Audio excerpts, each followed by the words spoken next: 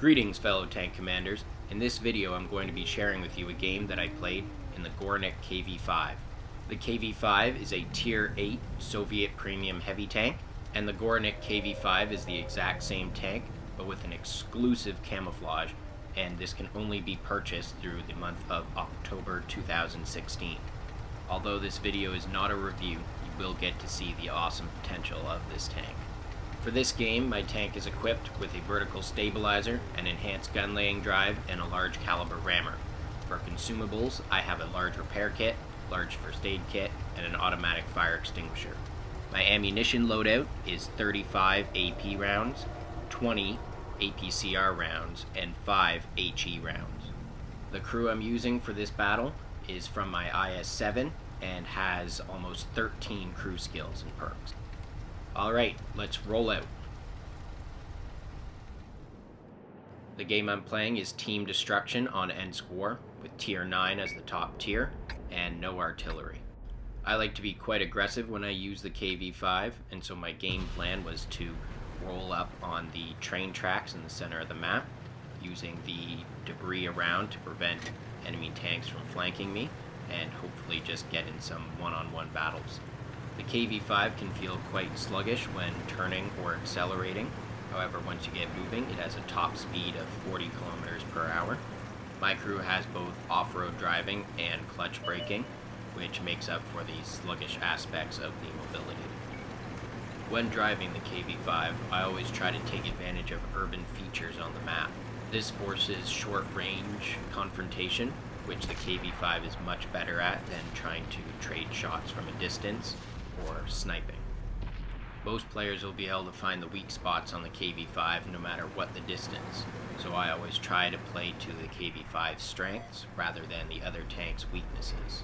The main strengths when making assault moves with the KV-5 is its speed, with lots of potential for ramming, its large hit point pool, and its forgiving rate of fire, which is almost 8 rounds per minute when you add in the large caliber rammer. This allows you to comfortably take snapshots when making assault moves, or else take out tracks to get around the sides of more heavily armored tanks from the front. The strongest defensive aspect of the KV-5 is its side armor, which has great potential for side scraping. Although the position I'm in right now doesn't take advantage of the KV-5's side armor and doesn't allow you to hide its frontal weak spots, it is a good position because I only have to fight enemies from one direction, which is straightforward, unless the enemy makes a drastic flanking push. It's a little annoying to be fighting a Tier 7 tank destroyer in the way that I am now with trading shots. However, I didn't want to make a strong push forward yet to expose myself to fire from the right side, and also to prevent being swarmed while there's still 14 enemies on the map. I could have moved forward with my friendly T-29, however I didn't agree with the push that he made, while I was still able to get free damage on that T-25/2. And he pays the price because he overextended with an autoloader light tank. Since I am assuming that the light tank is on a reload, I move forward to try to get a shot in on him. It misses, but I'm not going to chase him since now I don't have direct backup from a teammate. And there are plenty of enemies ahead to overwhelm me if I overextend. I'm taking this time to take in the tactical situation and looking for my team to open a hole in the enemy's defenses. There's no point moving forward at the moment since there is a Tier 9 Soviet heavy tank, the T-10, and I would almost certainly lose against him if I moved forward. My patience pays off and an opportunity appears on the right flank. I get to shoot at a T-30, however he was waiting for me. I thought I was going to get a surprise shot on him, but now since I know he's looking at me, I'm going to start side scraping against him.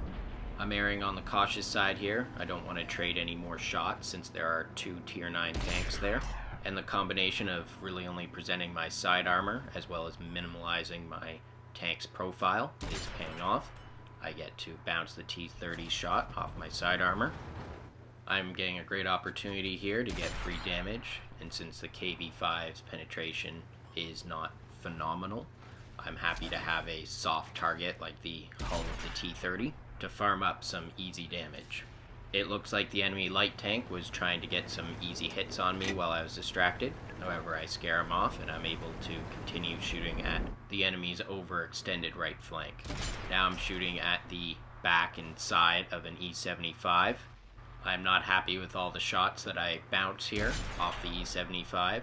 However, I should have switched to my APCR ammunition as soon as I knew that I was going to be shooting at him.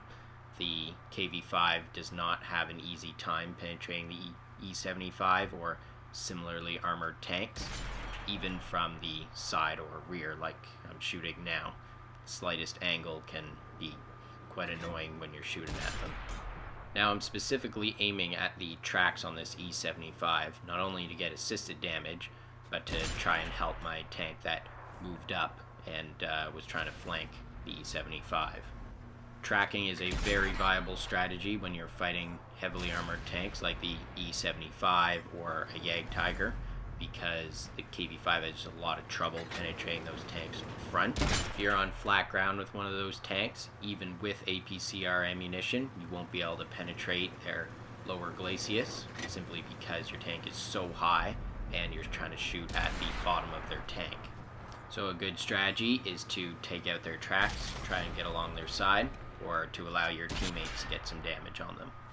Now as we approach the late stages of the game, I'm able to be quite aggressive because I have so many hit points. I'm lucky to have bounced a shot off my front armor from that tier 9.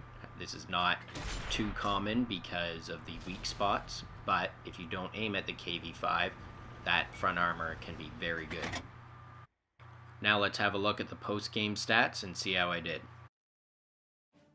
I made over 200,000 silver in this game.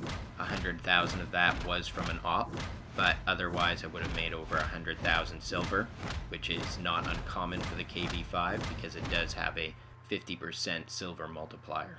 I earned 4,239 experience with a 25% XP multiplier. During this game, I managed to get 4,202 damage, destroy 4 enemies, and get 1,315 assisted damage, while blocking 2,300 damage. I'm happy to note that all 15 of the shots which penetrated were damaging hits. For this game, I earned a high caliber and a Mastery Badge 1. For this game, I placed at the top of the team and earned a base XP of 2,093. In the detailed report, you can see that I managed to hit 20 of my 23 shots, with 15 of them being penetrating damaging hits. I also received 8 hits this game, and 7 of them were non-penetrating. In terms of module damage, I managed to damage quite a few tracks, and I also damaged the engine and gas tank on the T-30. Although the KV-5 can play a lot more aggressive than how I did in this game, we got to see how patience can pay off with the KV-5 when you're not supported by a lot of teammates. We got to look at the gun performance of the KV-5. It's good damage, but slightly lacking penetration in certain situations. And you got a glimpse at the KV-5's potential to bounce shots both off its front and from its side scraping.